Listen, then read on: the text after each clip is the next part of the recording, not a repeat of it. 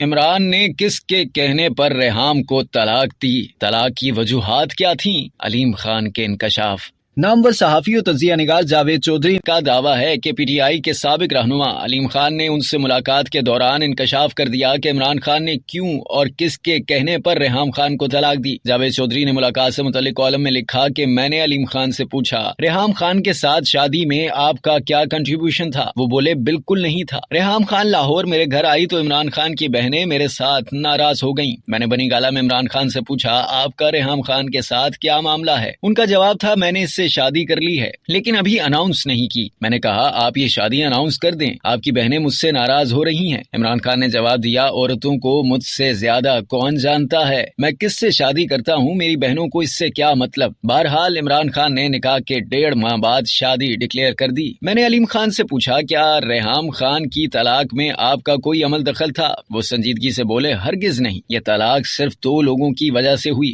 Bushra be be اور شوکت قادری۔ بشرا be be نے عمران خان سے کہا تھا آپ نے اگر اسے 24 گھنٹے میں طلاق نہ دی تو آپ کبھی وزیر اعظم نہیں بن سکیں گے، جبکہ شوکت قادری نے کہا تھا ریحام تمہیں سوٹ نہیں کرتی اور یوں طلاق ہو گئی۔ میں نے پوچھا شوکت قادری کون ہیں؟ ان کا جواب تھا یہ میرے حلقے میں انجینئرنگ یونیورسٹی کے قریب رہتے ہیں، ان کا مدرسہ میاں معراج کے صاحبزادے حامد معراج کے گھر کے پیچھے ہے، یہ اچھے اور نیک بزرگ ہیں۔ عمران خان مجھے ایک دن ان کے پاس لے گئے، قادری صاحب بڑے پیار سے ملے۔ عمران خان نے ان سے 15 منٹ تنہائی میں ملاقات کی اور مجھے راستے میں بتایا مجھے قادری صاحب نے کہا ہے ریحام خان تمہارے لیے ٹھیک نہیں ہے۔ مجھے ان کے لہجے سے محسوس ہوا یہ طلاق کا ارادہ کر چکے ہیں، لیکن طلاق بہرحال بشرا بی بی کے حکم پر ہوئی تھی۔ میں نے علیم خان سے پوچھا آپ کی بشرا بی بی سے پہلی ملاقات کب ہوئی تھی؟ یہ بولے مجھے عمران خان نے ان کے پاس بھیجا تھا، وہ انہیں شوکت قادری سے بھی بڑا پیر سمجھتے تھے۔ ہم لاہور میں کلمہ چوک کے قریب خاور مانیکا کے گھر میں بھی بی بی سے ملے تھے۔ بشرا بی بی کا دعویٰ تھا عمران خان پر کسی نے جادو کر رکھا ہے اور خان صاحب ان کی بات کو حرف آخر سمجھتے تھے۔ میں نے پوچھا